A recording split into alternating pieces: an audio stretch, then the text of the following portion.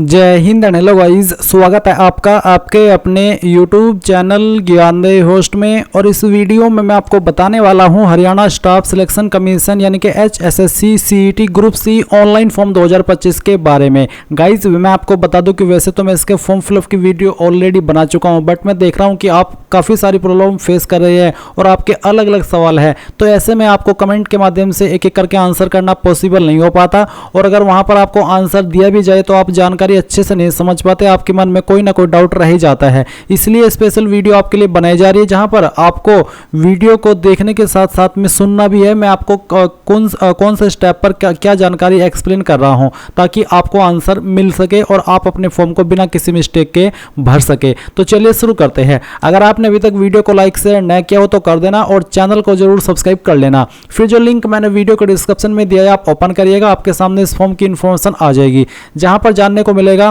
कि इसमें जो आप फॉर्म को भरेंगे वो 12 जून 2025 तक भरेंगे। यानी कि आपके पास अभी 3 से 4 दिन ही बचे हैं फॉर्म को भरने के लिए, तो जितना जल्दी हो सके फॉर्म को भर लीजिएगा। एंड 10वीं 12वीं पास कैंडिडेट अप्लाई कर सकते हैं। और ये गाइज जो आपका CET का ये एग्जाम है ये आपका अगले 3 साल तक वैलिड रहेगा। और अगर आप किसी भी स्टेट से है और अगर आपने इसमें अप्लाई कर लिया और इस एग्जाम को क्वालिफाई कर लिया, तो फिर इसके बाद में ग्रुप सी के लेवल पर HSSC के अंदर जो भी वैकेंसी आएगी उसमें आप अप्लाई कर सकते हैं। और अगर आपने CET ग्रुप सी क्वालिफाई नहीं किया तो फिर चाहे आप हरियाणा से भी क्यों ना हो, आप HSSC की CET ग्रुप सी की वैकेंसी पर अप्लाई नहीं कर पाएंगे। इसलिए आपके लिए बहुत इंपॉर्टेंट हो जाता है इस एग्जाम को क्वालिफाई करना। अब आप यहाँ पर इंपॉर्टेंट लिंक के सेक्शन में आएंगे, CET apply online link open करेंगे। आपको यहाँ पर एक नोट करके HSSC ने ये बोला है कि आपको SSC या फिर HSSC कोई भी लिंक सेंड नहीं करती मैसेज के माध्यम से या ईमेल के माध्यम से पेमेंट करने के लिए। तो अगर आपको कुछ ऐसा आता है लिंक या फिर ईमेल जहां पर बोला जाए कि आपका फॉर्म अधूरा है, आप अपना पेमेंट कीजिए, तो आपको नहीं करना है, क्योंकि आप यहां पर जो आपके फॉर्म का पेमेंट है वो इसी वेबसाइट पर लॉगिन करके करेंगे। ये चीज़ आपको ध्यान में रखनी है। अब आगे चल करके मैं आपको इसमें अगर आप ओल्ड कैंडिडेट है तो कैसे अप्लाई करेंगे, न्यू कैंडिडेट है तो आप सिंपली यहाँ पर जो मैं आपको प्रोसेस बताऊंगा इसको फॉलो करके अप्लाई कर ही लेंगे। इसके अलावा फोटो साइन डॉक्यूमेंट्स ये सब चीज़ें आपको कैसे अपलोड करनी है, क्वालिफिकेशन की जानकारी कैसे भरनी है, अच्छे से मैंने जितना मेरे से बेस्ट हो सकता है एक्सप्लेन किया है। और अगर उसके बाद भी आपको कोई डाउट हो या कोई जानकारी समझ में ना आई तो आप कमेंट के माध्यम से पूछना और वीडियो को जरूर लाइक शेयर कर देना।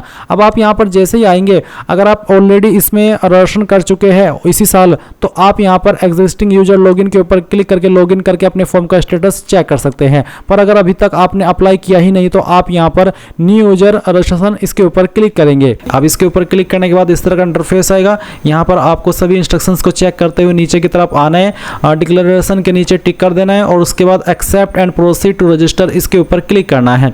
अब आप यहाँ पर आपका मोबाइल नंबर डालेंगे जो कि आप रजिस्टर करना चाहते हैं, फिर गेट OTP के ऊपर क्लिक करेंगे।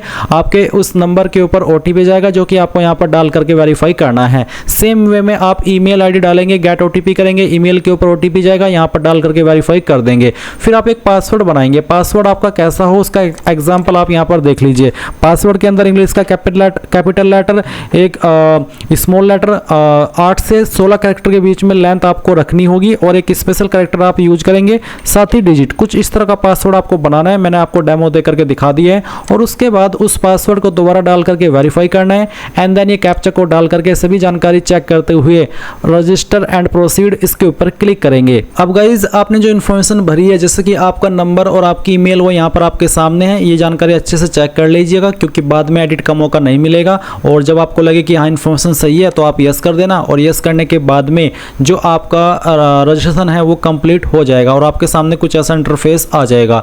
अब आप यहाँ पर आपकी जो पर्सनल इन्फॉर्मेशन है वो फिल करेंगे। तो आपको पूछा है कि have you participated in CET 2022, यानी कि जब CET 01/2022 के अंदर आया था क्या आपने तब भी पार्टिसिपेट किया था। अगर हाँ तो यस, और यस करने के बाद में आप यहाँ पर जो आपका CET 2022 का रजिस्टर नंबर है वो डालेंगे और उसके बाद में जो डेट ऑफ बर्थ आपने CET 2022 के अंदर भरी थी वो आप सिलेक्ट कर लेंगे और गेट डिटेल्स के ऊपर क्लिक करके आपने जो उस वक्त जानकारी भरी थी उसी से अपना फॉर्म भर सकते हैं, यानी कि वो जानकारी ऑटोमेटिकली आ जाएगी। अगर आप उसमें कोई एडिट करना चाहते तो कर लीजिएगा।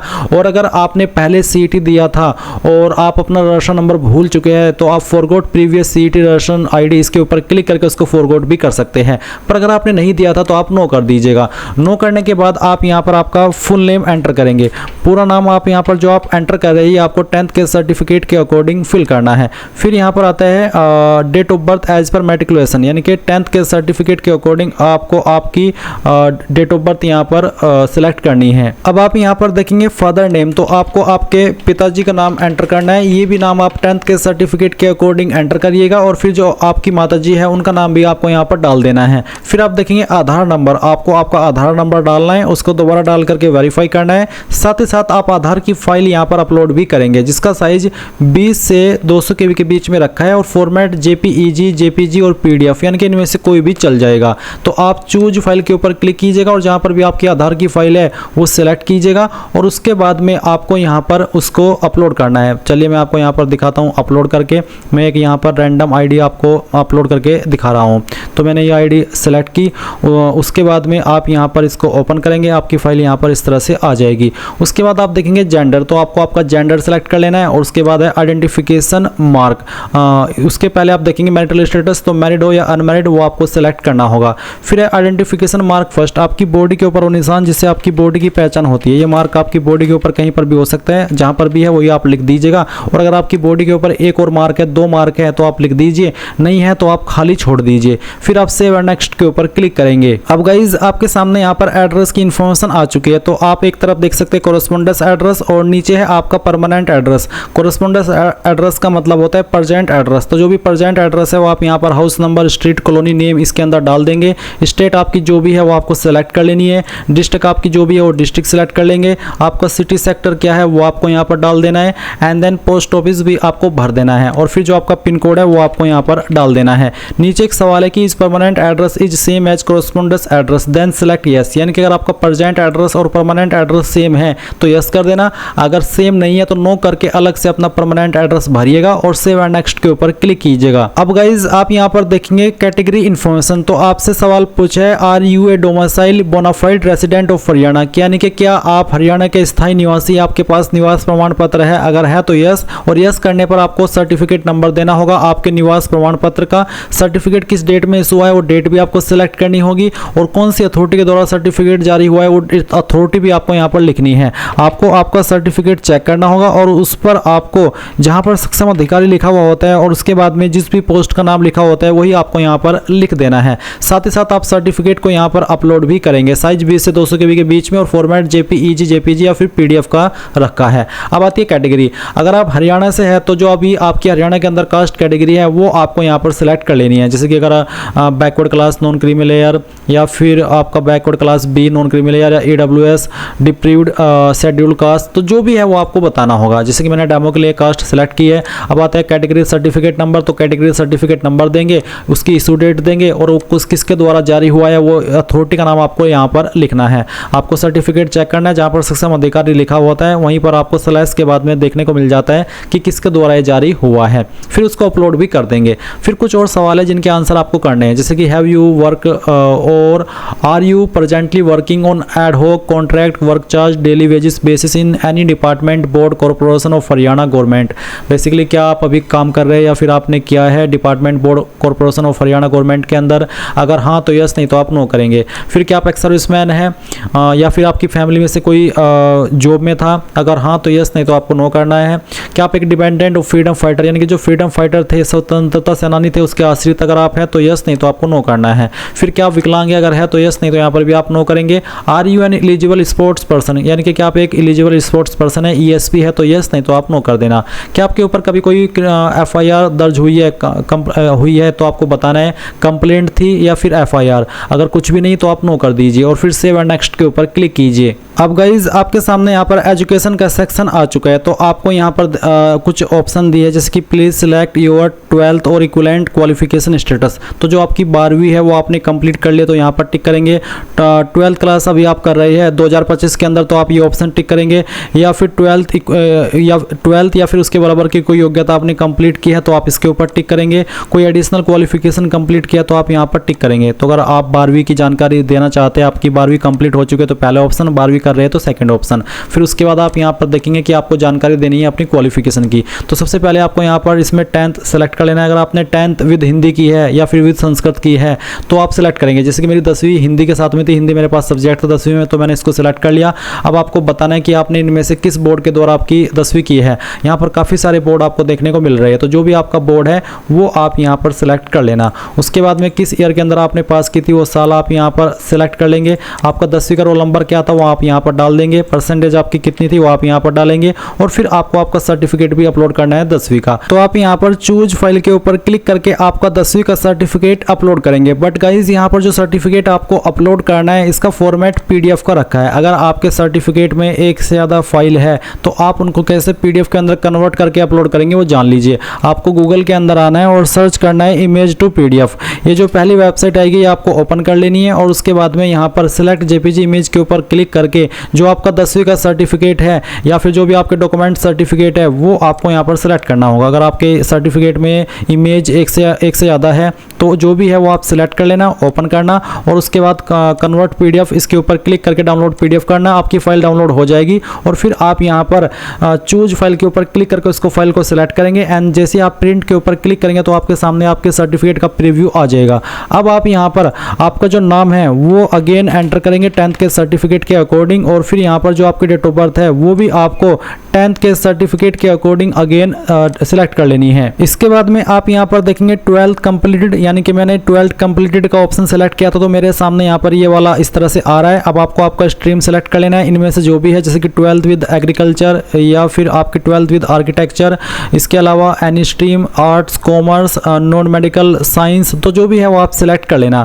उसके बाद में आपने आपकी 12वीं किस बोर्ड से की है वो बोर्ड आपको सिलेक्ट कर लेना है, किस साल के अंदर पास किया वो साल सिलेक्ट कर लेंगे। फिर आपका 12वीं का रोल नंबर एंटर करेंगे, और आपकी परसेंटेज या फिर CGPA क्या है वो आपको यहाँ पर एंटर कर देनी है। सेम वे में आप 12वीं का सर्टिफिकेट अपलोड करेंगे, अगर इमेज के अंदर है तो आप उसको PDF में कन्वर्ट कर लेना, और फिर जो आपका सर्टिफिकेट है 12वीं का वो आप सिलेक्ट करेंगे, PDF फॉर्मेट वाला ओपन करेंगे।